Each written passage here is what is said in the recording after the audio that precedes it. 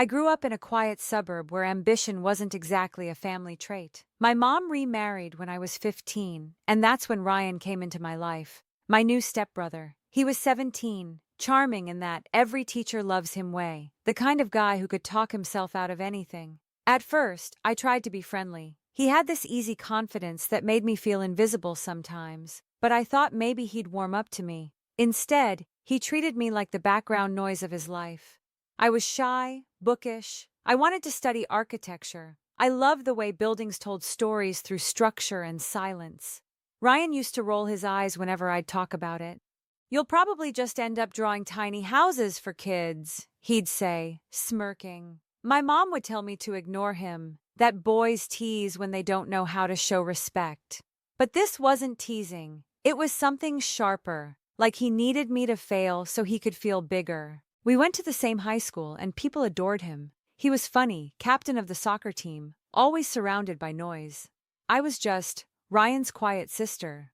I remember once during a family dinner, my stepdad asked what I wanted to do after graduation. I started explaining how I wanted to design public spaces that made people feel calm and connected. Before I could even finish, Ryan laughed and said, "You mean benches and bus stops? Big dreams, Emily." Everyone laughed. Even my mom smiled awkwardly. That laugh stayed with me longer than it should have. I poured everything into getting into architecture school. Late nights, no parties, no distractions. I wanted something that was mine, something he couldn't touch. When I got my acceptance letter, I remember standing in my room, holding it like it was oxygen. I didn't even tell anyone for a day. I just wanted to feel proud before it turned into another punchline. College was my escape. For 4 years, I barely spoke to Ryan. We'd see each other at holidays, exchange the usual small talk. He went to business school, but never seemed serious about it. He was more interested in networking, in people who could get him places. Meanwhile, I built my world brick by brick. My professor said I had an eye for emotional design, spaces that told stories. I graduated top of my class, landed a junior position at a design firm in the city. It wasn't glamorous, but it was mine. Then, out of nowhere, Ryan moved to the same city. He'd finished school, bounced between a few sales jobs, and finally decided to go corporate.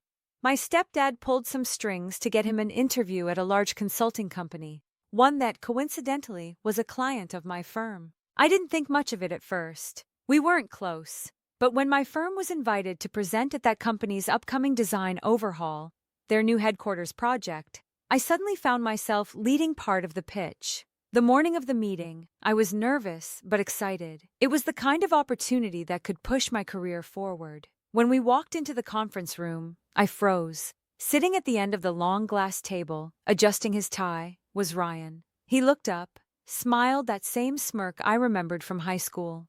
"Wow," he said under his breath as we shook hands. "Didn't expect to see you here. So, you draw buildings now?" I forced a polite smile. "Something like that." During the presentation, he barely looked at me, whispering comments to the guy beside him. I kept my focus, but I could feel the old irritation boiling under my skin. When I showed the final slide, a visual model of the space, I glanced up. He wasn't even pretending to pay attention. After the meeting, my manager congratulated me. "They were impressed," he said. "We'll probably get a follow-up." 2 days later, I got a message from HR. The same company wanted me to sit on the design panel for a new project manager interview. They said they valued my perspective since I'd led the previous pitch. I opened the candidate list. There it was, Ryan Matthews. For a moment, I just stared at the screen. Then, slowly, I smiled.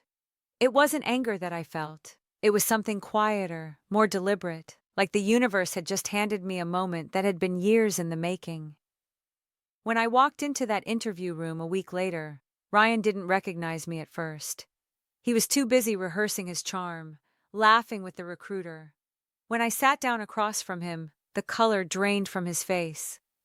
"Emily," he said, voice tightening, "you work here?" I met his eyes, calm and steady. "I design the spaces people like you work in." He tried to recover with a laugh, but I could see it, that flicker of panic behind his confidence. As the questions started, I watched him stumble through answers about leadership and team synergy. The panel wanted specifics, results, measurable impact, and Ryan had nothing concrete.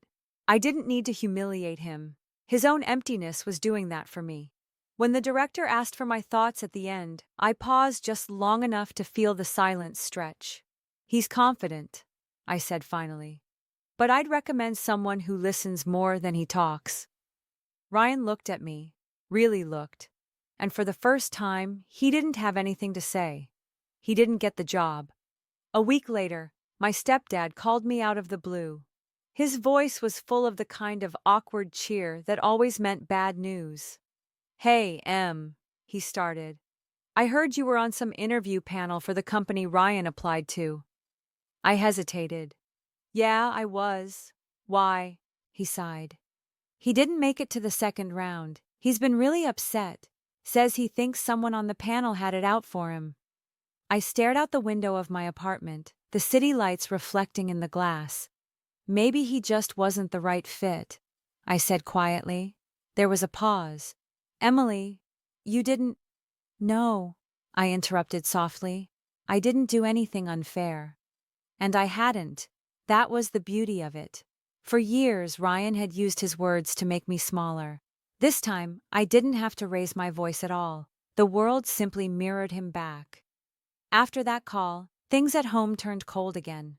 My mom texted, asking if everything was okay between us.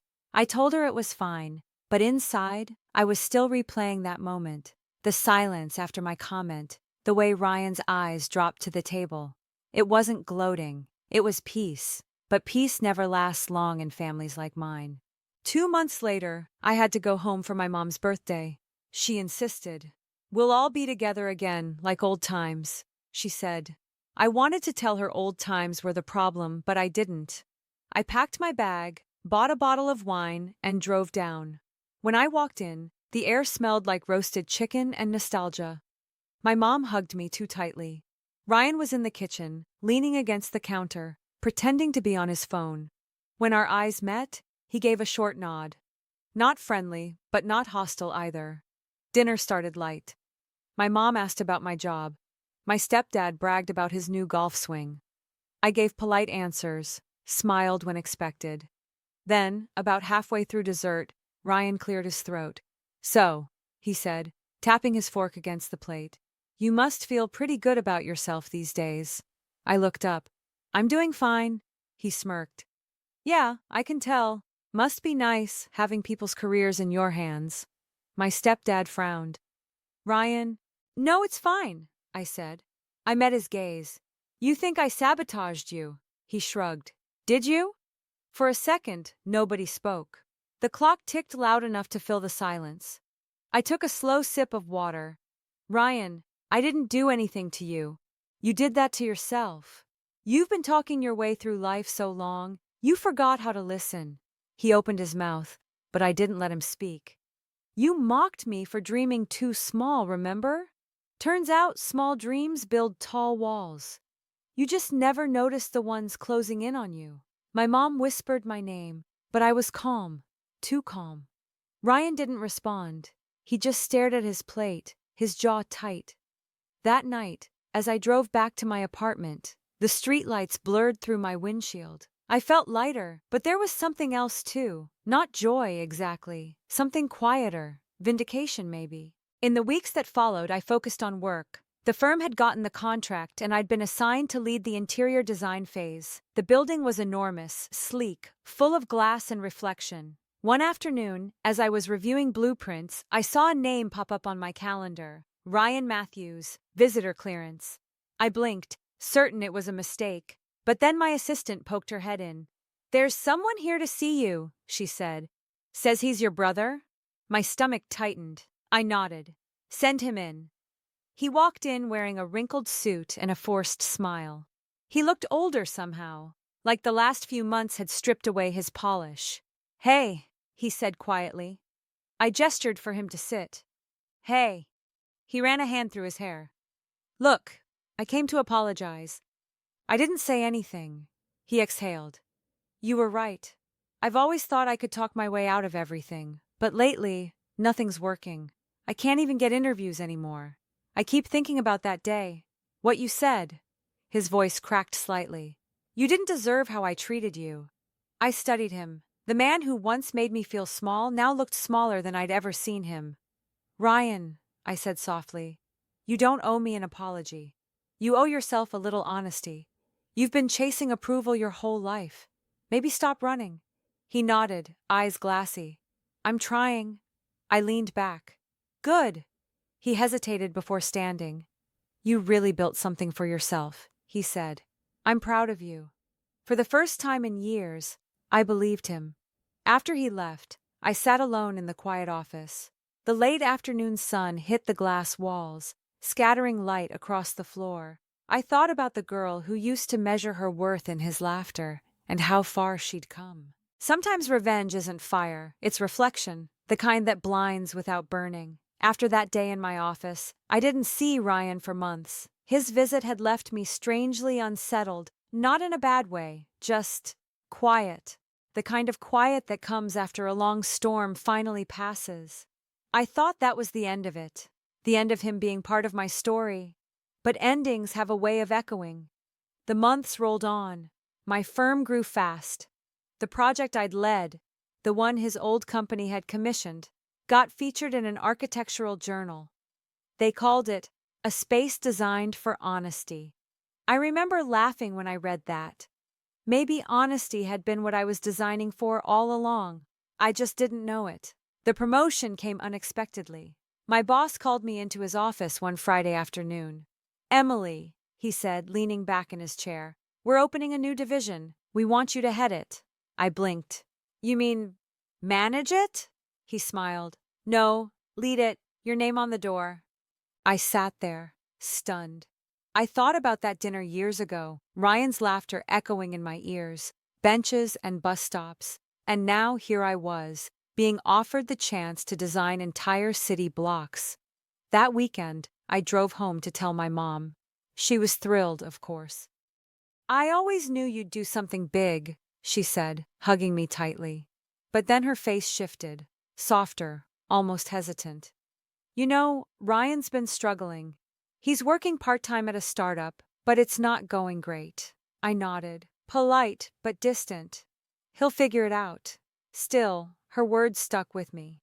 That night, as I sat in my childhood room, the one with sketches taped to the walls and notebooks full of old dreams, I realized something. I didn't want revenge anymore. I already had it. The next few months were a blur of meetings, deadlines, and site visits. I started mentoring interns, teaching them how to design with empathy, not ego. And every time one of them reminded me of the shy girl I used to be, I told them what I wish someone had told me. Don't let anyone measure your dream by the sound of their laugh. But the world has a strange sense of timing. One morning, my assistant forwarded me an email from a small consulting agency looking to partner with us on a new community project. I scanned through the proposal, and there it was again. Matthews Consulting. I felt that familiar chill, the one that always came before something poetic. The proposal was solid but generic. Buzzwords, half-hearted phrasing, no real depth. Normally I would have dismissed it, but something in me wanted to see how far the story could go when life wrote the sequel. So I scheduled a meeting. When the day came, Ryan walked in looking nervous but determined. He didn't smirk this time. He didn't make jokes. He just shook my hand and said, "Thanks for meeting with me." We sat across the same kind of glass table as before, only now I was the client. He was the one pitching. He began talking about community alignment and cost-effective synergy. I listened quietly, studying the way he spoke. He'd lost some of that old arrogance, replaced by something more uncertain. Halfway through, his voice faltered. "Emily," he said, "I know you probably didn't want to see me again after everything, but I wanted to do this right." I nodded slowly. "Then start by telling me what you really want out of this project, not the company line, you." He blinked, thrown off. I want to build something that lasts." For the first time, I believed him. When he finished, I thanked him, shook his hand again, and said, "We'll be in touch." That evening, I sat in my office, staring at his proposal on the screen. My team could easily handle the project without him, but something about giving him the chance, not as pity, but as proof of growth, felt right. So I sent a short email. Ryan, we'd like to collaborate. Let's make something worth remembering. Emily. When we worked together that year, it wasn't easy. The old tension lingered, but it slowly turned into something like mutual respect. He listened more, I spoke more. Somewhere in the middle, we met as equals. By the time the project launched, it had both our names on the presentation board. The press release mentioned it briefly. A partnership that began in rivalry, now building bridges, literally. When I stood beside him at the ribbon-cutting ceremony, cameras flashing, I realized something. Revenge isn't about making someone small. It's about proving you never needed their approval to grow tall. That night, as I walked home, the city hummed softly around me. The same skyline that once felt too big for my dreams now looked like something I had a hand in shaping. I thought about Ryan, about the laughter, the silence, and everything in between.